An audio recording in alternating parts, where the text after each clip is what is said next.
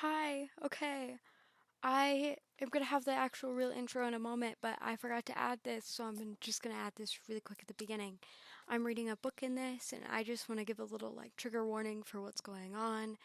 There is some weird like sexual stuff that could be somewhat in the SA category, so if any of that makes you it's nothing graphic at all. It's not horrible, but if that's something that you're not interested in hearing or makes you a little uncomfortable, that's all right. This isn't the book for you. And I just wanted to put a little trigger warning in the beginning, and that's all. Okay, enjoy. Bye. How do I stop this? Hi, hello.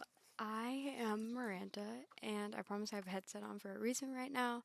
It is just because, the microphone will sound a little bit better on this, I think. If it doesn't, then. So I'm going to start with just a short little thing.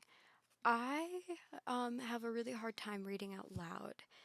I just tend to stumble over words and stuff, and I want to get better at it. And sorry. Okay.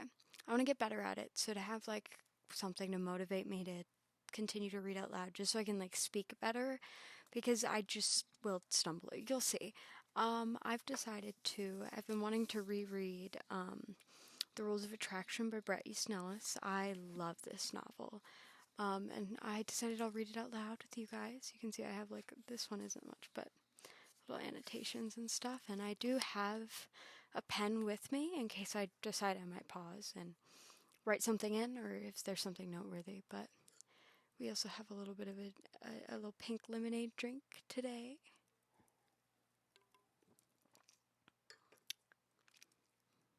Sorry, that was probably so loud. I'm going to cut literally just that, just so it's not that loud. But I'm going to read a little bit of The Rules of Attraction by Bret Easton Ellis to maybe help me be able to, I don't know, pronunciate and speak better.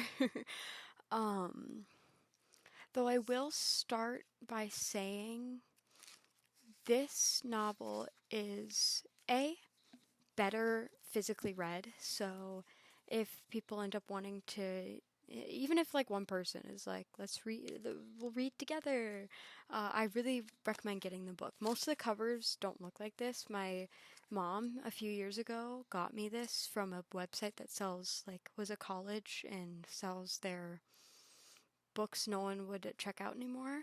In fact, I have a picture. There was a picture of a bunch of college students in it. I have no idea who they are, but I love that picture and I still have it. But it's definitely better when you can at least physically see the text.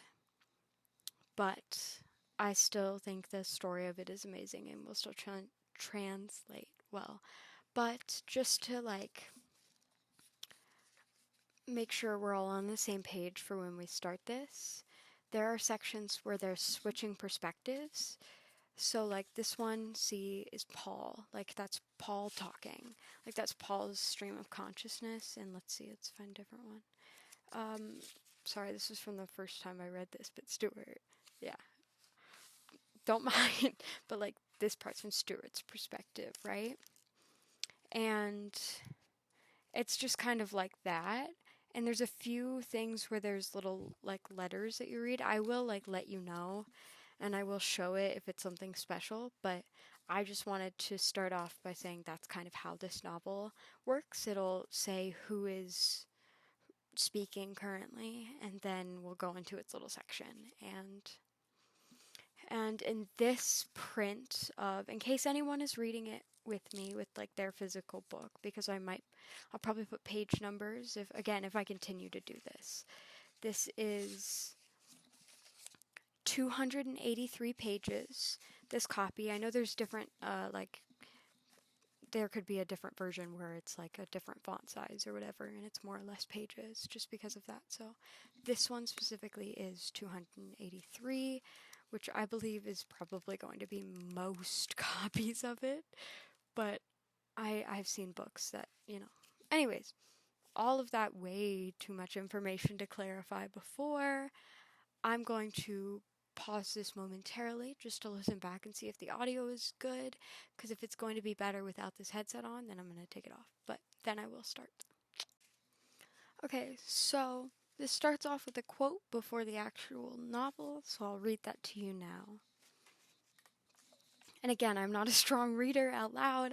I don't think I'm horrible, but I'm gonna get better.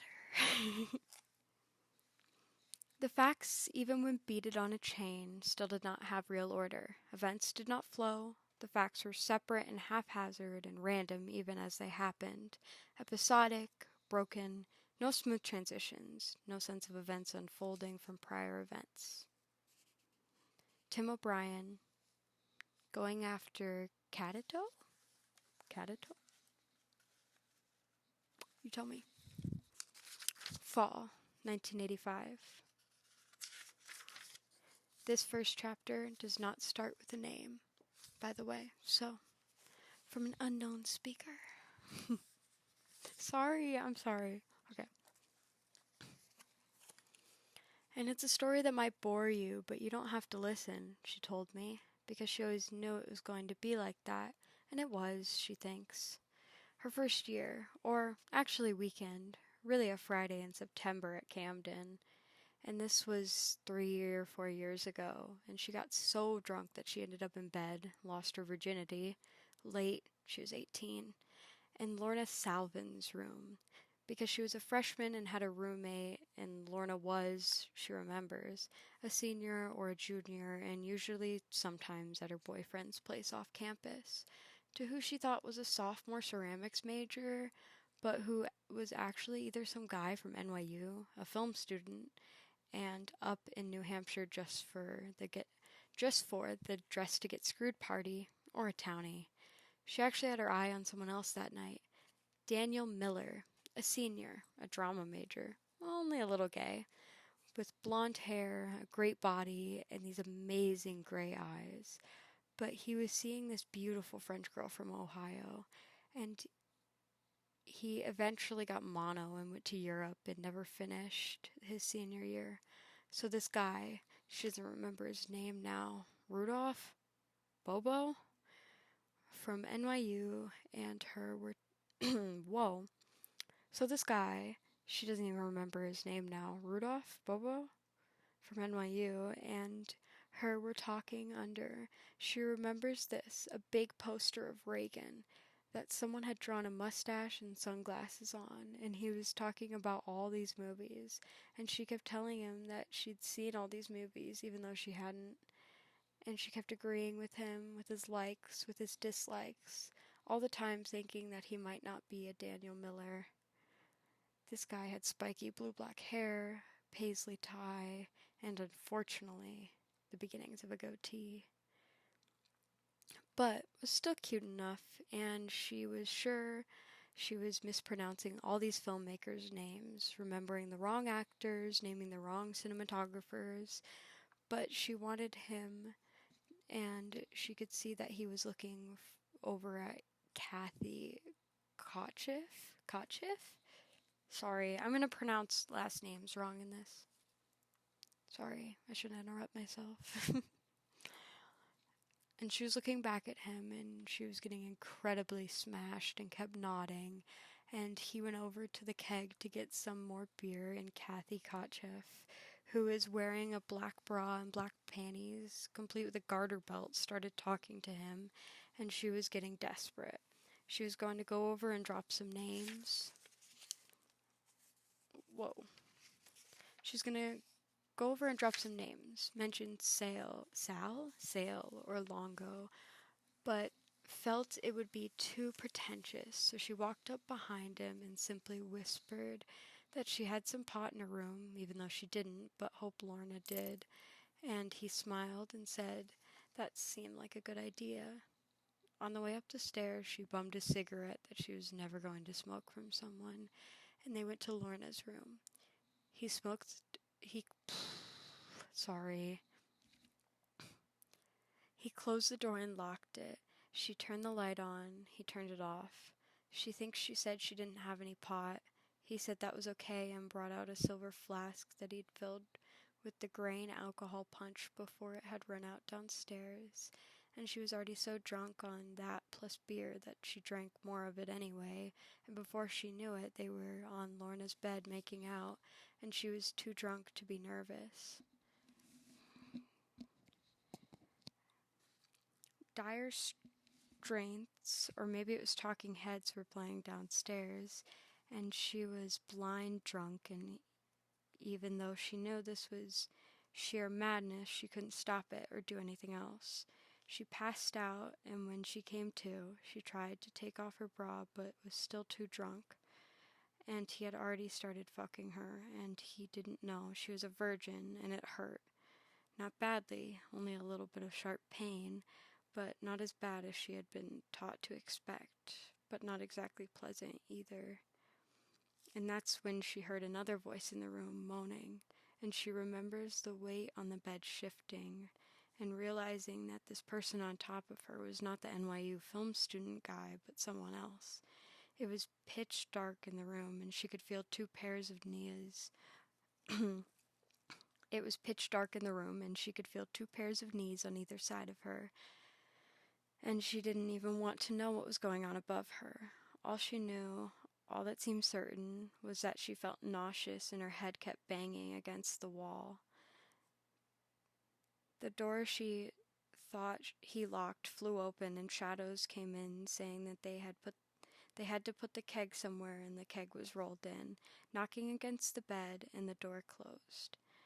And she's thinking that this wouldn't have happened with Daniel Miller, that he would have taken her gently in his big, strong, drama major arms and undressed her quietly, expertly, taken the bra off with grace and ease, kissed her deeply, tenderly, and it probably wouldn't have hurt. But she wasn't with Daniel Miller. She was there with some guy from New York whose name she didn't know, and God only knows who else. And the two bodies above her continued moving, and then she was on top, even though she was too drunk to stay on top. There was another person holding her up, propping her up, while another touched her breasts through the bra and kept fucking her, and she could hear the couple next door arguing loudly. And then she passed out again, then woke up when one of the guys hit his head against the wall, slipping off the bed, taking her with him, and both of them hitting their heads against the keg. She heard one of the guys throwing up in what she hoped was Lorna's wastebasket. She passed out again, and when she woke up, maybe 30 seconds later, maybe a half hour, still being fucked, still moaning in pain, they probably thought she was turned on, which is definitely not the case. She heard someone knocking on the door. She said, "Answer it, answer it." Or at least that's what she thinks she said. That's probably not how she said that. But I already said it, so. Okay. Sorry, I'm sorry. I'm really bad at this. She said, "Answer it, answer it." Or at least that's what she thinks she said. They were still on the floor when she passed out again. She woke up the next morning, early, on the bed for some reason, and the room was cold and reeked of vomit, the half-empty keg leaking onto the floor. Her head was throbbing, due partly to the hangover and partly because it had been banged against the wall for she didn't even know how long. The film student from NYU was lying next to her on Lorna's bed, which during the night had been relocated to the center of the room. He looked a lot shorter and with a lot longer hair than she remembered.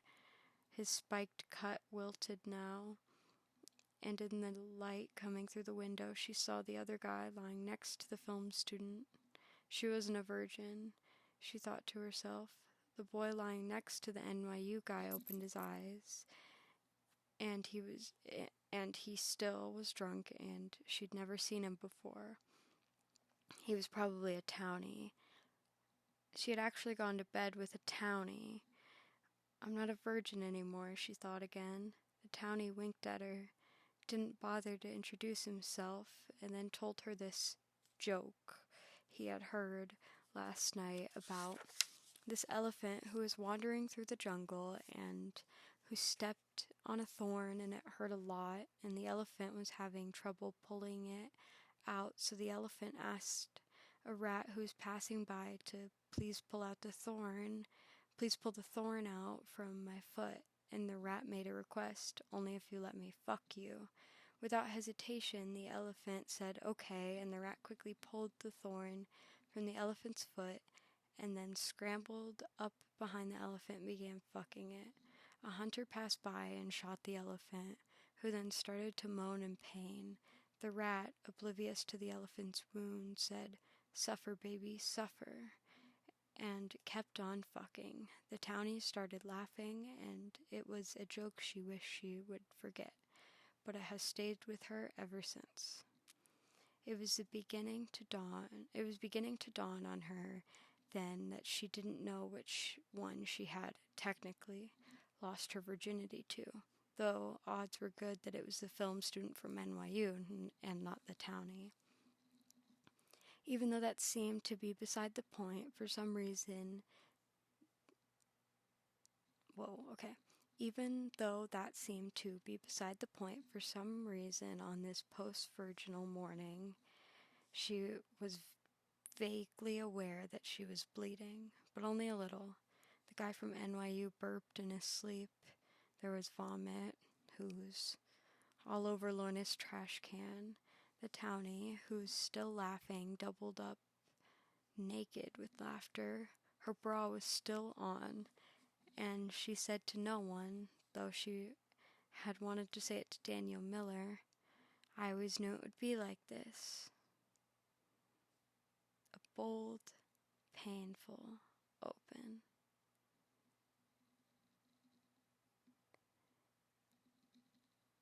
Now, whoa. Hello. Weird. Okay. Now we have Sean. I had been like, oh, is it PB's brother? Don't worry about it. It is. Sean Bateman. Ladies and gentlemen.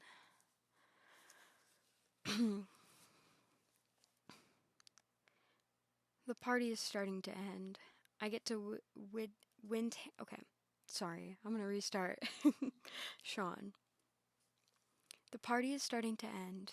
I get to Windham House right when the last keg is being tapped.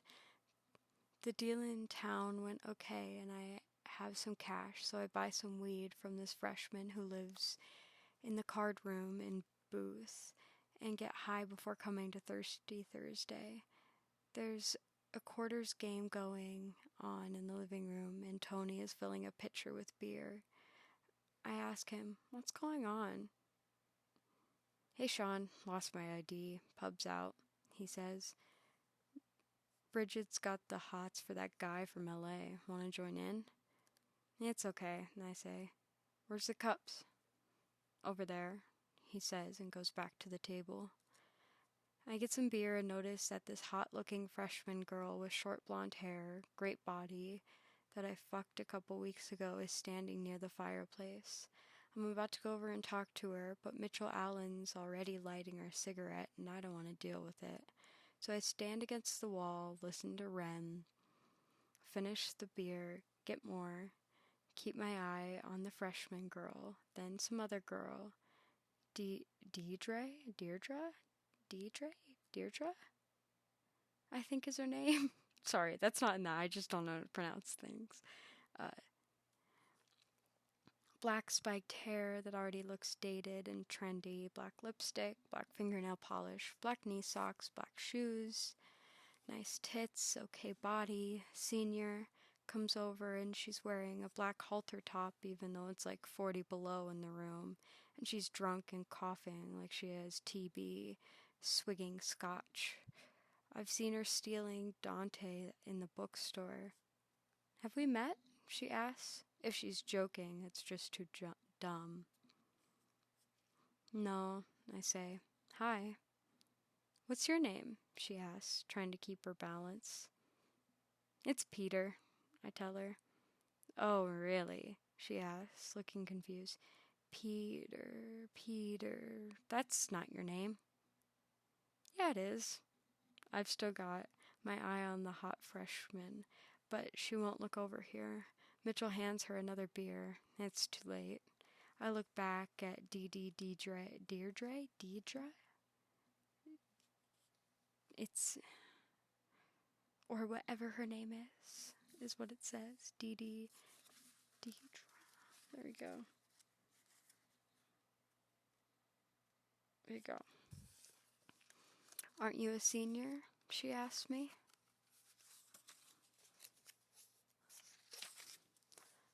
No, I tell her. Freshman. Really? All of a sudden, she starts coughing, then sips her scotch, actually downs it, and says, her voice rasped out, I thought you were older. A freshman, I tell her, drain my cup. Peter the freshman. Mitchell whispers something in her ear. She laughs and turns away. He keeps whispering. She doesn't move. That's it. She wants to leave with him. Like, I could have sworn your name was Brian, D-Dum says. I consider the options. I can leave right now, go back to my room, play the guitar, go to sleep. Or I could play quarters with Tony and Bridget and that dumb guy from LA. Or I can take this girl off campus to the carousel for a drink, leave her there. Or I could take her back to my room, hope the frog is gone, get stoned and fuck her. But I don't really want to do that. I'm not into her at all that much. But the hot-looking freshman has already left with Mitchell, and I don't have any classes tomorrow, and it's late, and it looks like the keg's running out. And she looks at me and asks, what's going on? And I'm thinking, why not? So I end up going home with her. She's dumpy but horny, from LA. Her father's in the music industry, but she doesn't know who Lou Reed is. We want to go to her room. Her roommate's home but asleep. Ignore her, she says, turning on the light. She's insane. It's okay. I'm taking off my clothes when the roommate wakes up and starts freaking out at the sight of me naked. I get under Dee's blankets, but the roommate starts crying and gets out of bed. Dee keeps screaming at her, You're insane. Go to sleep. You're insane. But the roommate leaves, slamming the door, sobbing. We start making out, but she forgets her diaphragm. She forgets her diaphragm, so she puts it on, squeezing the foam over her hand, but not getting into it. And she's too drunk to know where to put it. I try to fuck her anyway, but she keeps moaning. Peter, so I stop. I'm thinking about throwing up, but I do some bong hits instead, then flee. Deal with it. Rock and roll. Paul. This is Paul's perspective. Now we're switching chapters. We were already smashed when we got to Thirsty Thursday, and the night was still young, and the light-haired Swedish girl from Connecticut, very tall and boyish, came on to me, and I let her. Drunk, but still knowing perfectly well what I was getting myself into, I let her. I had been trying to talk to Mitchell, but he was much more interested in this supremely ugly, slutty sophomore named Candace. Candy, for short.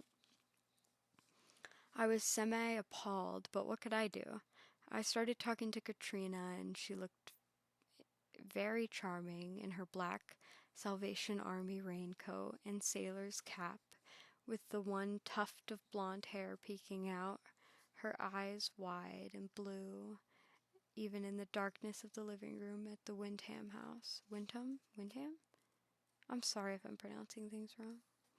Anyway, we were drunk, and Mitch was still talking to Candy, and there was this girl at the party I really did not want to see, and I was sufficiently drunk now to leave with Katrina.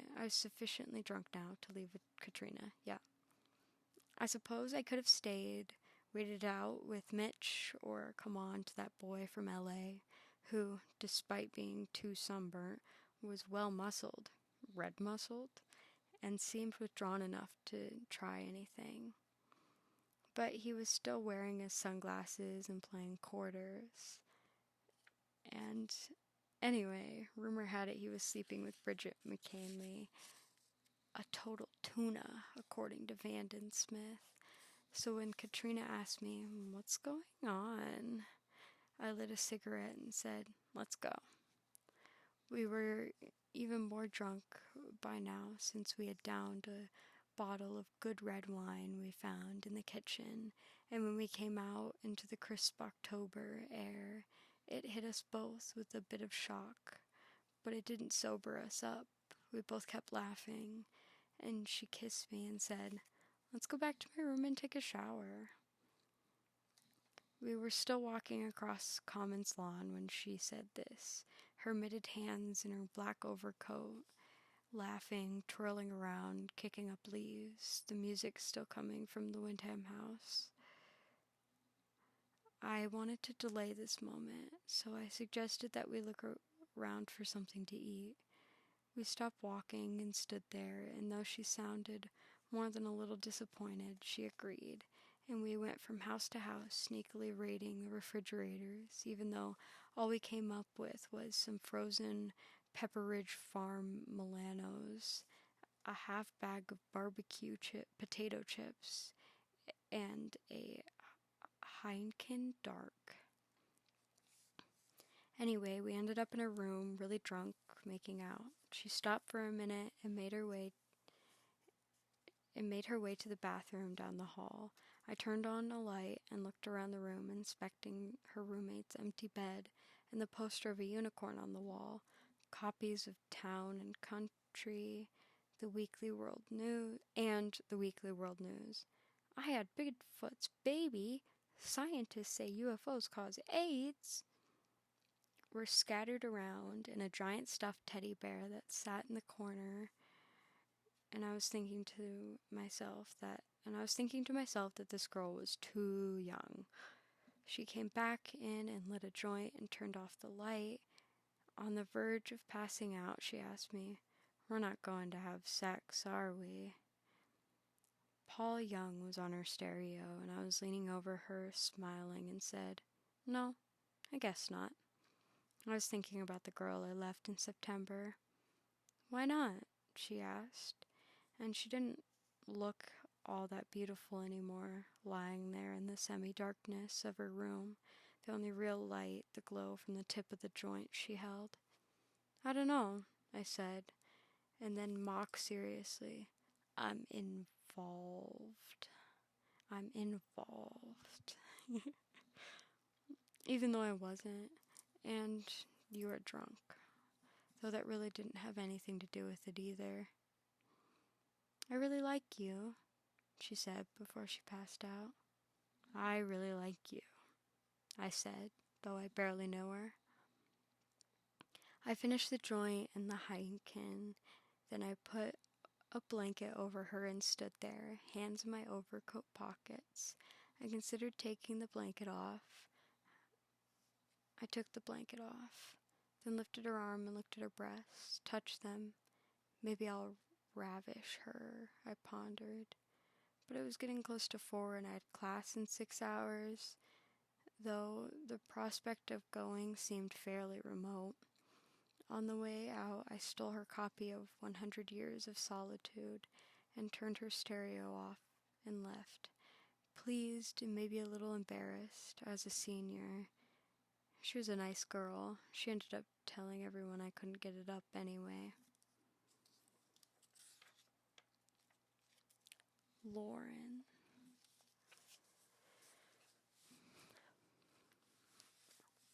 Went to Thirsty Thursday at Wyndham. Thing I had sort of started. I didn't like, and thinking about Victor and getting lonely. Judy came by the studio already drunk and tried to console me. We got high and I just got lonelier thinking about Victor. Then it's late and we're at the party and not a lot is going on. Keg in the corner, Rem, or I think it's Rem. Beautiful. Slow slow-witted dance majors writhing about shamelessly.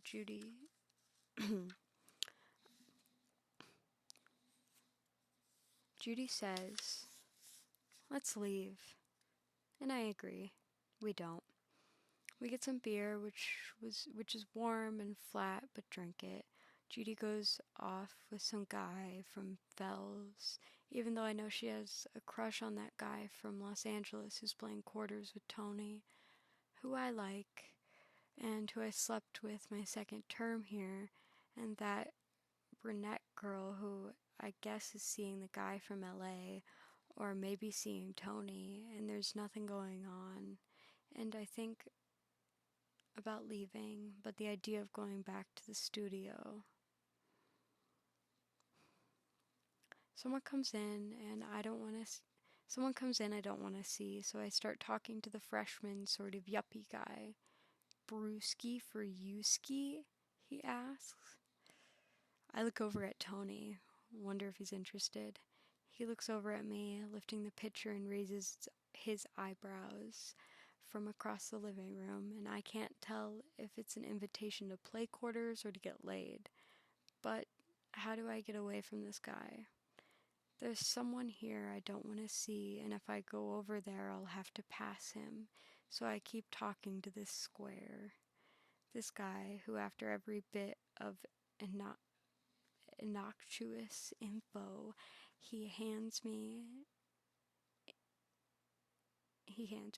says in a tone that he thinks sounds subversively hip, "Hey, Laura." And I keep telling him, "Look, my name's Laura, got it? My name's not Laura, got it?" And he keeps calling me Laura, so I'm finally about to tell him off when suddenly I realize I don't know his name. He tells me, "It's what? Steve?" Steve, doesn't like that I'm smoking. The typical drunk, not too drunk, nervous freshman. Who is Steve looking at? Not the guy from LA, but the brunette who wouldn't go to bed with this guy, Steve, square freshman anyway. But well, maybe she would. Can't stop thinking about Victor, but Victor's in Europe. Brewski for Yuski? Jesus. The freshman tells me I haven't touched my beer. I touch it, running my fingers across the plastic rim of the cup. "Oh, that's not what I mean, he says good-naturedly. "Drink it," he urges, stereotype with a haircut.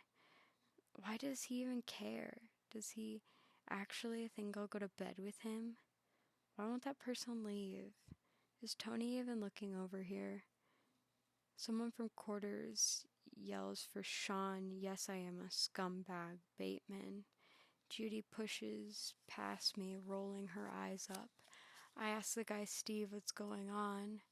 He wants to smoke some pot with me, but I don't want pot.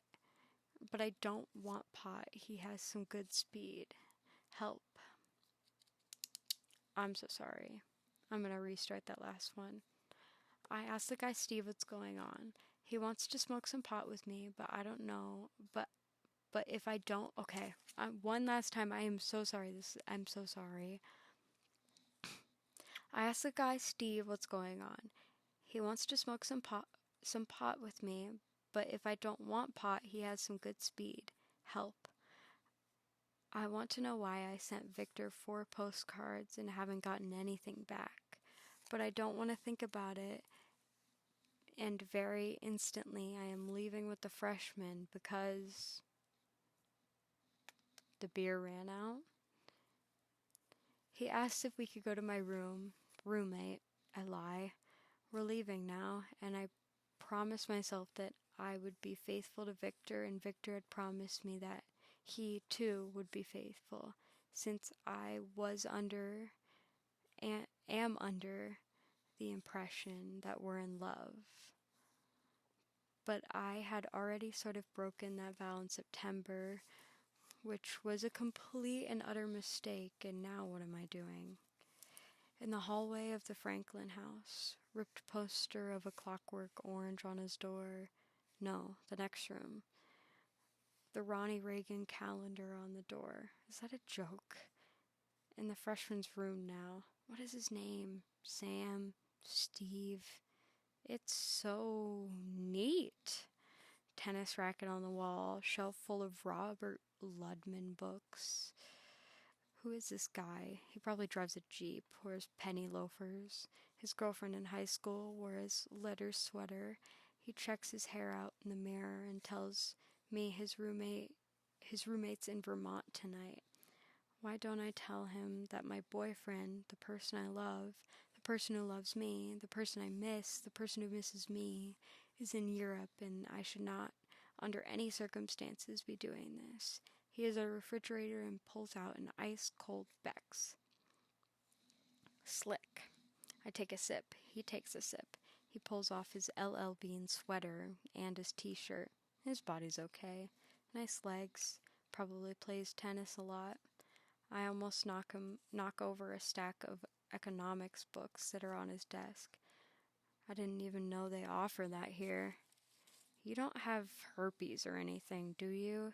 He asks while we undress. I sigh and say, no, I don't. Wish I was drunk. He tells me he heard that maybe I did. I don't want to know who he heard that from. Wish I was very drunk. It feels good, but I'm not turned on. I just think about Victor and lay there. Victor.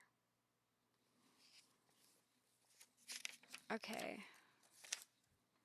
This has been only 30 minutes. We're now on page 24. That last part was at the end of page 24. It got worse as I went on, and I'm sorry about that. I don't think I'm actually really going to edit this down at all, just because I'm just going to post it how it is. And if anyone's interested in hearing more, there's many, many more pages. We are literally right here. Yeah. Sorry, I was a little bit rough then. Hopefully next time it's a little better. I hope this was okay to follow along with, and let me know if you want more.